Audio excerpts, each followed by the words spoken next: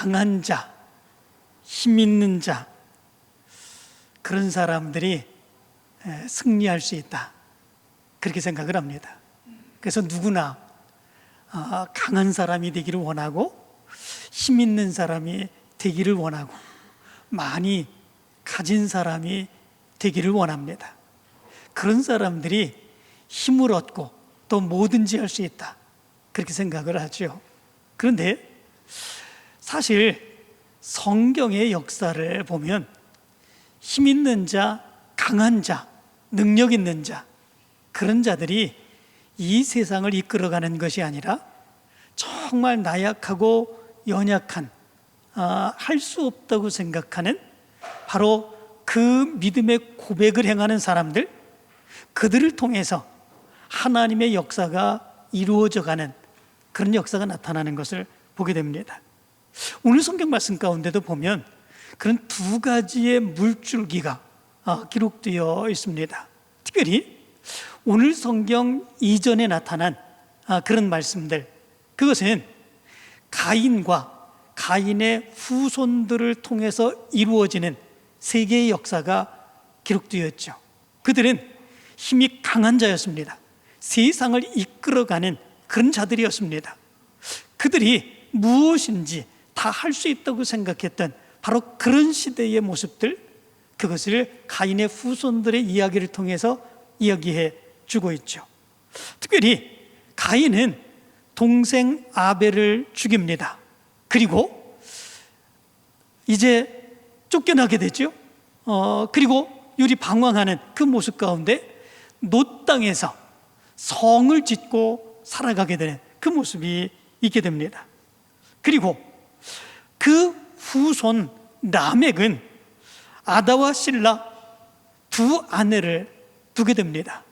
그리고 아다는 야발을 낳았는데 그 야발이 장막에 거주하며 가축을 치는 그런 사람들이 조상이 되는 그런 모습들이 있고, 그 아우의 이름이 유발인데 그 유발은 수금과 퉁소를 잡는 모든 음악하는 사람들의 조상이 되었습니다. 그리고 실라는 두발가인을 낳게 되지요. 그는 구리, 쇠 여러 가지의 기구를 만들고 그것으로 무기를 만들며 힘있게 세상을 지배하는 그런 자가 되었죠. 가인의 후손, 특별히 이제 라멕을 통해서 낳은 자녀들, 그들의 모습을 보면 세상을 지배하는 그런 모습이 있죠.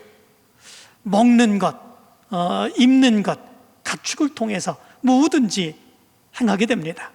그리고 삶의 안락한 그 모습에서 음악을 가지고 악기를 다루며 노래하고 춤추며 흥겹게 살아갑니다. 그리고 철과 쇠, 불이 이런 것들로 다른 사람들을 지배하며 다른 사람들의 것을 빼앗고 자기를 지켜가는 그런 삶을 살아갑니다. 모든 것을 이루는 그런 세상의 모습이죠. 바로 그것이 가인과 그의 후손을 통해서 나타나게 됩니다. 이 가인의 후손 라멕이 그 아내에게 자기의 힘을 과시하며 이런 이야기를 하지 않습니까? 라멕의 아내들에게 이르되 아다와 실라여 내 목소리를 들으라. 라멕의 아내들이여 내 말을 들으라. 나의 상처로 말미암아 내가 사람을 죽였고 나의 상함으로 말미암아 소년을 죽였도다. 가인을 위하여는 벌이 7배일진데 라멕을 위하여는 벌이 77배이로다. 이렇게 얘기를 합니다. 자기의 힘을 가지고 자기의 권력을 가지고 자기가 가진 그런 것을 가지고 자기가 무엇이든지 다 할 수 있다라고 하는 거죠. 너희들 누구인지 나에게 대들 사람 있으면 대들어봐라 라고 하는 거 아니겠습니까? 오히려 대들면 너에게 더 큰 엄청난 진노의 역사를 보여줄 거다 라고 하는 거죠.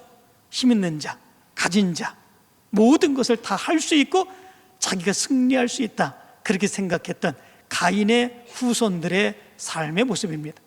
그것이 그 시대를 지배하고 있었던 그런 때에 하나님께서는 또 다른 사람을 통해서 또 다른 하나님의 역사를 이루어 가시죠.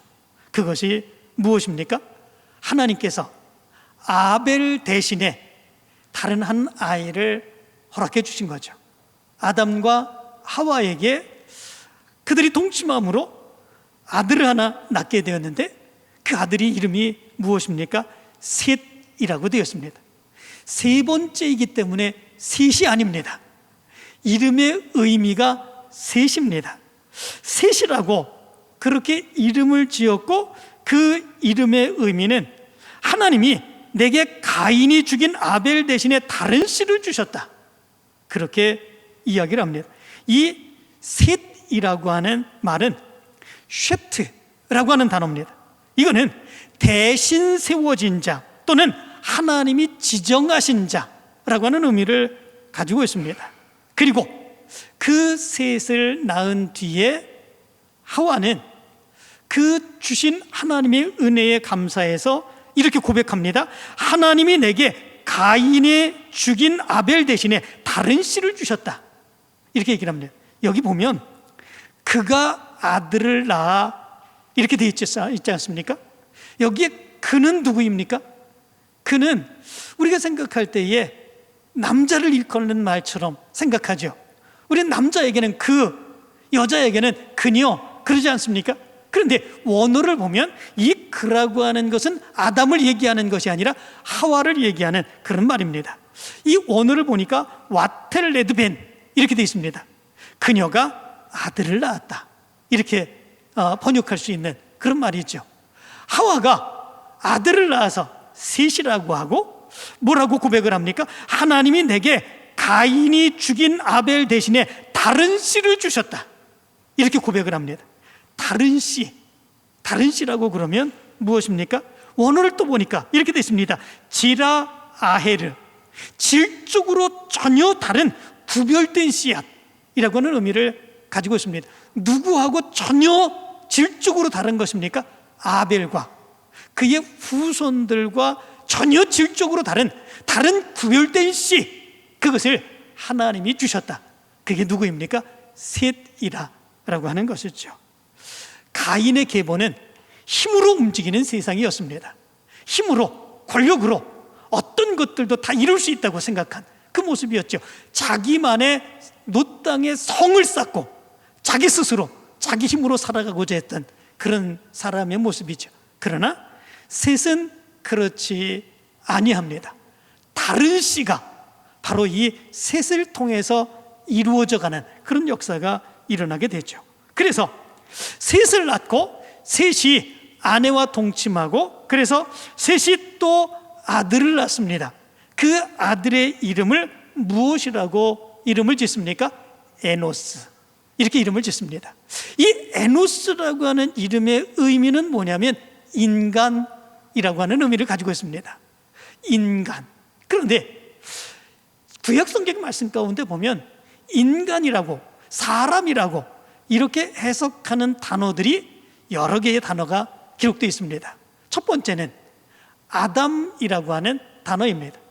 아담이라고 하는 단어는 하나님이 맨 처음에 창조하신 그 사람의 이름이 아담이기는 하지만 그 아담이라고 하는 이름의 또 다른 의미는 인간, 인류라고 하는 의미를 가지고 있습니다. 하나님이 만드신 피조물로서의 그런 존재, 바로 그것이 인간 아담의 모습입니다. 그런데 또 다른 그런 사람을 지칭하는 그런 단어가 있지요. 오늘 말씀 가운데서 말씀하고 있는 에노스, 다시 말하면 에노시라고 하는 그런 단어입니다. 에노시라고 하는 단어는 깨질 수밖에 없는 부족하고 연약한 존재, 바로 그런 존재로서의 인간을 이야기해 주는 단어, 이것이 에노시, 에노스라고 하는 단어입니다. 이제 셋이 아들을 낳아서 그 이름을 에노스, 정말 깨질 수밖에 없는, 정말 아무것도 이 세상 가운데서 할 수 없는 연약한 존재, 그의 이름을 그렇게 지었습니다. 그리고 또 다른 단어가 있습니다. 그것은 뭐냐면 이쉬라고 하는 단어입니다. 그것은 사회적, 도덕적으로 책임을 지는, 개인적인 책임을 짓는 그런 존재, 바로 그런 모습으로서의 이제 인간을 이야기할 때 이쉬. 에노스에 반대되는 그런 단어도 있는데 게베르라고 하는 단어입니다. 이것은 아주 책임감 있는 용사, 바로 그런 의미로서의 인간입니다. 이렇게 성경 말씀 가운데 보면 인간을 지칭하는 단어가 여러 단어가 있습니다. 그런데 셋은 그 아들을 낳고 그 아들의 이름을 에노스, 에노시라고 이름을 지었습니다. 그 아들의 이름이 정말 연약한 존재, 병들어서 죽을 수밖에 없는 존재, 그렇기 때문에 이 셋이 그 아들을 그렇게 이름 지은 것이겠습니까? 아닙니다. 구약 성경에 보면 이름을 짓는 것은 그 사람의 전 존재를 나타내주는 바로 그런 모습임을 성경은 얘기해 주고 있습니다. 다시 말하면 이 셋은 아들을 낳으면서 이제 비로소 그 당시에 힘이 세상을 지배하고 권력이 세상을 지배하고 무기가 세상을 지배하고, 그러면 이 세상의 모든 것을 다 가질 수 있다고 생각하며 자기만의 성을 쌓고 살아갔던 그 시대 속에서 그게 아니다. 세상에서 바르게 살고 하나님의 뜻대로 살고 그리고 승리할 수 있는 그런 비결은 힘 있는 것이 아니고 능력 있는 것이 아니고 다른 사람을 지배하는 것이 아니라 연약한 존재, 나약한 존재, 부서질 수밖에 없는 그런 존재, 하나님 앞에서 자기의 그런 존재임을 인식하는 바로 그런 존재를 통해서 하나님의 역사가 이루어진다. 셋은 바로 그것을 고백하고 있는 것이죠. 그 가인의 후손, 화려한 세계 속에서 힘이 모든 것을 지배하고 있다고 하는 바로 그 생각을 할 수밖에 없는 그 모습 가운데서 셋은 그럼에도 불구하고 우리는 연약한 존재입니다. 깨질 수밖에 없는, 그런 무너질 수밖에 없는 그런 존재입니다. 바로 그것을 그 아들의 이름을 통해서 고백하고 있는 것을 보게 됩니다. 기독교 문장 대백과사전에 보면 이 셋이 에노스를 발견합니다. 자기의 아들의 이름을 에노스라고 짓죠. 그 모습을 통해서 자기 인간의 존재가 어떤 존재인지를 발견하고 깨달은 그 모습을 이야기해 준다, 이렇게 얘기를 합니다. 그러면서 그 기독교 문장 대백과사전에는 이렇게 이야기를 합니다. 인간이 자신이 강하다고 믿는 동안에는 절대 신을 찾지 않는다. 자기가 쌓은 성벽과 자기가 쥔 물질이 자신을 보호해 줄 것이라고 믿기 때문이다. 그러나 자신이 언제든 부러질 수 있는 진흙그릇임을 깨닫는 순간 인간은 비로소 창조주를 향해 고개를 들게 된다. 이렇게 이야기했습니다.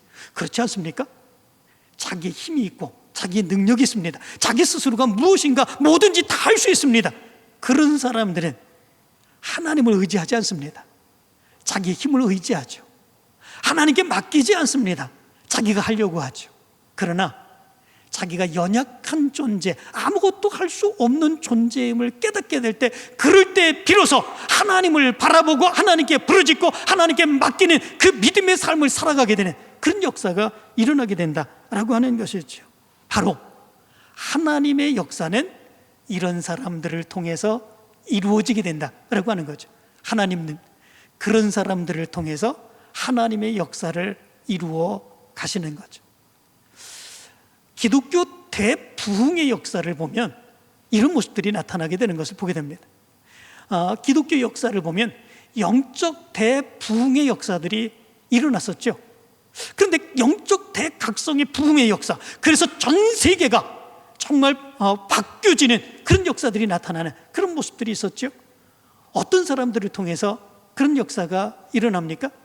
하나님 앞에서 자기의 존재를 깨닫고 나는 아무것도 아닙니다, 나는 정말 죄악된 존재입니다, 자기를 고백했던 바로 그런 사람들을 통해서 영적 대부흥의 각성의 역사가 일어나게 되었고, 그리고 하나님의 놀라운 역사가 전 세계로 번져나가게 되는 이런 역사가 일어나게 되었죠. 우리나라 영적 대각성의 부흥의 시발점, 그것이 어딘지 아십니까? 우리 감리교 이제 하디라고 하는 그런 선교사를 통해서 일어나게 되었죠. 원산 대부흥의 역사, 그것이 하디 선교사를 통해서 이루어지게 되었습니다. 이 하디 선교사가 그 당시에 교만했던 자기의 그 모습을 많은 사람들 앞에서 고백을 하죠.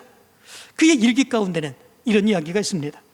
나는 감리교 선교사 성경 공부반에 참석한 교인들 앞에 서서 내게 성령의 충만함을 주시지 못하도록 가름막았던 나의 교만, 완악함, 그리고 믿음의 부족을 고백했다. 의사라는 자부심 때문에 한국인들을 무시했고 내 힘으로만 사역하려고 했던 죄를 고백했을 때 내 마음을 누르고 있던 무거운 짐이 벗겨지는 것을 느꼈다. 이 하디는 그의 일기장에 이런 고백을 하죠. 자기 속에 있었던 그 교만, 죄악들, 그것을 비로소 사람들 앞에 고백했을 때 그 고백의 모습이 많은 사람들의 감정, 가슴을 울리고 그들도 회개하는 놀라운 역사가 일어나게 되었고, 그것이 평양으로 뻗치며 평양의 길선주 장로도 그런 붕괴 가운데 그런 고백을 하죠. 나는 아간과 같은 자입니다. 내 친구가 죽으면서 나에게 맡긴 재산을 내가 훔쳤습니다. 많은 사람들 앞에서 자기의 죄악을 고백하게 됐을 때 거기 있던 많은 사람들이 자기의 죄를 서로 고백하며 울부짖으며 그 부흥의 역사가 우리나라 전국으로 번져나가게 되는 그런 역사가 일어나게 되죠. 바로 기독교 대부흥의 역사가 우리나라 또는 영국, 그리고 미국, 그리고 인도 각 지역에서 이런 모습들로 나타나게 된 것을 보게 됩니다. 자기 스스로가 에노스인 것을 깨닫는 그 사람들을 통해서 하나님의 역사가 이루어지게 되는 그런 모습들이 있어지게 된 거죠. 이 세상은 끊임없이 우리로 하여금 가인처럼 살아가라고 얘기합니다. 가인처럼 살아갈 때 우리가 모든 것을 이룰 수 있고 가질 수 있고 누릴 수 있고 그리고 우리가 모든 것을 할 수 있다, 그렇게 생각을 하죠. 그런데 성경은 뭐라고 말합니까? 아니라는 거죠. 내가 힘 있는 자가 아니라 하나님 앞에서 나는 아무것도 아닌 존재, 부서질 수밖에 없는 존재, 연약한 존재, 하나님이 나를 붙들어 주시지 않으면 내가 온전하게 살 수 없는 존재, 그 존재가 우리 인간임을 얘기합니다. 하나님은 그런 존재를 통해서 하나님의 놀라운 역사를 이루어갈 수 있다 얘기합니다. 셋은 바로 이런 영적인 놀라운 역사를 깨닫고 그의 아들 이름을 에노스라 이름을 짓게 됐죠. 그리고 바로 그때에 사람들이 비로소 여호와의 이름을 불렀다. 성경은 그렇게 말씀해 주고 있습니다. 그런데 여기 말씀 가운데 보면 그때에 비로소 이렇게 말합니다. 이 비로소라고 하는 말이 후할이라고 하는 단어입니다. 후할, 그냥 비로소 그러면 우리나라는 그냥 대충 연결하는 단어로 이렇게 생각하지요. 그런데 이 단어의 원어를 보니까 후할이라고 되어 있습니다. 후할이라고 하는 단어의 의미는 시작되다, 창시되다 라고 하는 의미를 가지고 있습니다. 무엇이 시작이 됩니까? 무엇이 창조가 됩니까? 여호와의 이름을 불렀더라. 그때서부터 하나님의 이름, 여호와의 이름을 부르게 되는 이런 역사가 일어나게 됩니다. 그냥 입으로 부른 것이 아닙니다. 이 부르다라고 하는 말은 니크로라고 하는 단어입니다. 이거는 세 가지의 아주 중요한 영적인 의미가 있습니다. 첫 번째, 공적인 예배의 시작입니다.